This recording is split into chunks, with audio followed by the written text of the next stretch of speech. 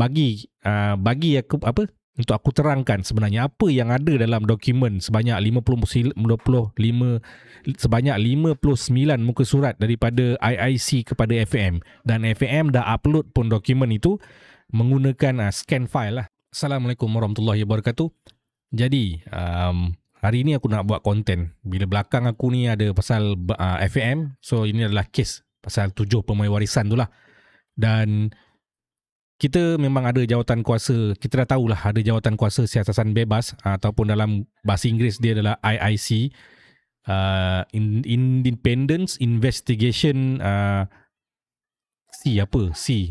Committee, okay, IIC.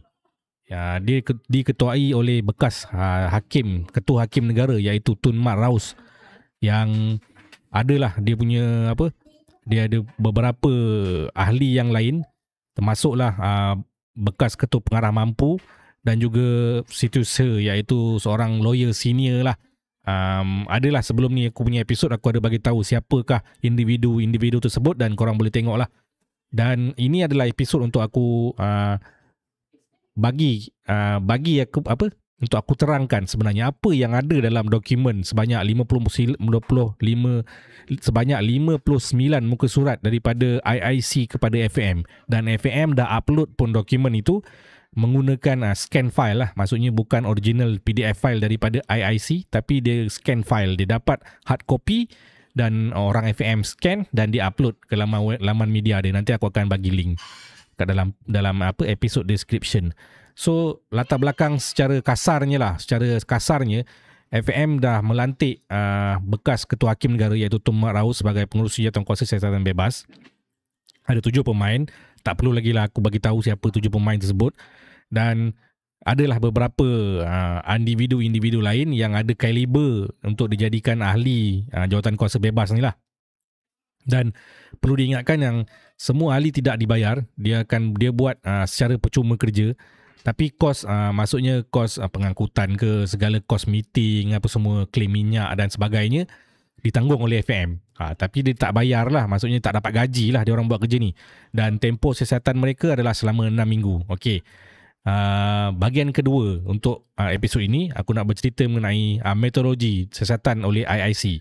IIC menggunakan dokumen rasmi daripada FAM dan juga menemu bual saksi termasuk Setiausaha Agung FAM iaitu Datuk Nor Azman, CEO Pasukan Kebangsaan Malaysia National Team iaitu Rob Friend, Pengurus Undang-Undang FAM iaitu Encik Zainul Arifin, Timbalan CEO kepada Pasukan Kebangsaan ataupun Malaysia National Team iaitu Stanley Bernard, dan juga Penyelaras Pasukan Kebangsaan iaitu Zulfadli Rozi, dan juga ada satu lagi seorang individu yang paling penting lah, iaitu pemangku Presiden FAM iaitu Datuk Wira Muhammad Yusof Mahadi.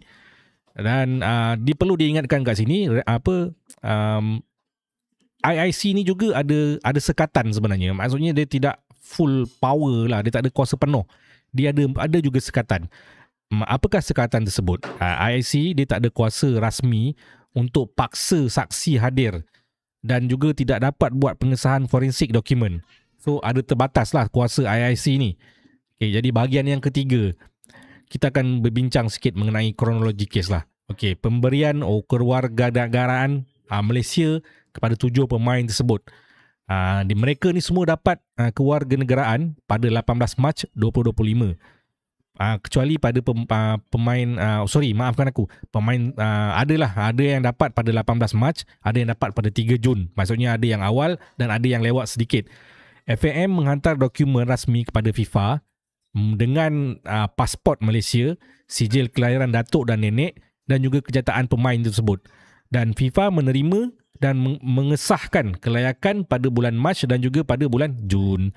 Jadi pada 10 Jun 2025, Malaysia lawan Vietnam, kelayakan Piala Asia 2027 Saudi Arabia kan. Ada pemain yang warisan yang menjaringkan gol. Kita menang 4-0. Jadi isu timbul. Selepas itu isu timbul. Pada 11 Jun, sehari selepas perlawanan tersebut, FIFA menerima aduan tentang naturalisasi dan juga debut yang meragukan, iaitu 7 pemain tadilah. Dan sijil kelahiran asal datuk dan nenek tidak menunjukkan mereka ni, datuk dan nenek mereka ni lahir di Malaysia. Okey, contohnya ada pemain yang dikatakan lahir, ada nenek dan datuk pemain yang dikatakan lahir di Melaka tapi sebenarnya lahir dekat Sepanyol, ada yang dikatakan lahir di Pulau Pinang tapi sebenarnya dekat asal dia adalah Argentina. Okey, bahagian yang keempat keputusan FIFA kita dah tahu pada 25 September 2025 FIFA mengenakan hukuman denda CHF 350,000 kepada FAM dan juga setiap pemain yang tujuh orang tadi dikenakan denda sebanyak CHF RM2,000 iaitu bersamaan dengan RM10,000 lebih kurang, dan juga pengantungan 12 bulan daripada semua aktiviti bola sepak kepada 7 pemain tersebut. Dan pada 3 November FAM dah buat rayuan dan juga maksudnya pada 3 November rayuan FAM dan juga rayuan pemain ditolak sepenuhnya oleh FIFA. Dan ada dua isu utama dekat sini. Satu, kewarganegaraan Malaysia. Kewarganegaraan mereka ni semua sah di sisi undang-undang. Dah disahkan oleh juga Kementerian Dalam Negeri iaitu Saifuddin Nasution di dalam Parlimen. Dan ini adalah isu yang berbeza. Kewarganegaraan mereka tu sah di sisi undang-undang Malaysia. Tapi kelayakan untuk FIFA, dokumen yang dikemukakan itu palsu. Dan ini adalah poin penting lah. Maksudnya kewarganegaraan itu sah. Tapi dia tidak menjamin kelayakan untuk mewakili Malaysia daripada segi undang-undang FIFA. Jadi bahagian yang kelima, siapa yang bertanggungjawab sebenarnya? Ada dalam dokumen ini dibagi tahulah. FAM bertanggungjawab sepenuhnya ke atas kelemahan kawalan dalaman. Maksudnya dia orang punya internal control lah. Internal control dia orang bertanggungjawab sepenuhnya. Dokumen ini semua dikendalikan oleh FAM. Tapi ada campur tangan ejen pemain. Okey. Notari awam iaitu Lee Lin J gagal hadir memberikan keterangan. Dokumen yang diberikan oleh ejen tersebut disahkan oleh notari awam ini iaitu Lee Lin J. Tapi Lee Lin J ni hadir gagal memberi keterangan apabila diminta oleh IIC. Apakah itu notari publik? Aku pun baru tahu apa itu notari publik. Dalam bahasa Melayu ni sebenarnya adalah notari awam. Notari awam ni dia bertanggungjawab sebagai wakil oleh pihak kerajaan ataupun pegawai awam yang dilantik oleh kerajaan untuk menjalankan fungsi rasmi berkaitan dengan pengesahan dokumen dan perbuatan undang-undang. Itu adalah fungsi utama notari publik. Apakah fungsi utama notari publik? Antaranya termasuklah pengesahan tanda tangan, pengesahan dokumen, mengesahkan salinan dokumen sebagai sama dengan dokumen asal, pengesahan sumpah dan akaun bersumpah, penyediaan dokumen undang-undang dan juga fungsi antarabangsa. Dalam konteks dokumen antarabangsa, dokumen yang dikatakan dipalsukan oleh FAM itu adalah tanggungjawab dia adalah untuk mengesahkan dokumen supaya diterima di luar negara. Contohnya untuk urusan imigresen, perdagangan dan sebagainya lah, dan termasuklah pendidikan. Dalam kes FAM ni sebenarnya tadi yang memuat naik dokumen ke semasa dalam proses untuk submit minta approval ke FIFA adalah pengurus undang-undang FAM iaitu Zainul Arifin. Dan Cik Zainul Arifin ini dia mendapat arahan daripada Setiausaha Agung FAM iaitu Datuk Nur Azman. Dan Datuk Nur Azman ini dia dalam pengetahuan dia memang dia tahu bahawa dokumen itu sebenarnya dipalsukan. Itu yang dokumen yang dipetikaikan tu. Itu yang ayat yang digunakan oleh FIFA, dokumen palsu, forgery document kan, forged documents. Okey. Bahagian keenam, kesimpulan dan juga impak daripada IIC ni. Okey. Kewarganegaraan pemain sebenarnya sah. Tapi dokumen kelayakan FIFA itu palsu. FAM memang bertanggungjawab, perlu bertanggungjawab, dan hukuman FIFA itu wajar. Dan isu ini sebenarnya membuka mata tentang keperluan dalaman yang lebih keperluan untuk kawalan dalaman internal control yang lebih ketat dan juga lebih sistematik daripada FAM lah. Dan masa depan untuk naturalisasi pemain ataupun pemain warisan perlu lebih telus dan juga sistematik. Dan adalah beberapa saranan daripada IIC kepada FAM lah untuk membuat laporan polis mengenai dokumen palsu yang di-upload ataupun yang dibuat naik ke semasa proses untuk meminta pengesahan daripada FIFA, mengambil tindakan tata tertib kepada pegawai yang terlibat, terutamanya Setiausaha Agung FAM tersebut, dan juga memperkukuhkan takbir urusan dalaman ataupun tata kelola termasuk proses pengesahan dokumen rasmi, kawalan ejen luar dan melakukan audit lah sebelum dokumen dihantar ke FIFA ataupun cross check ataupun kita panggil due diligence lah.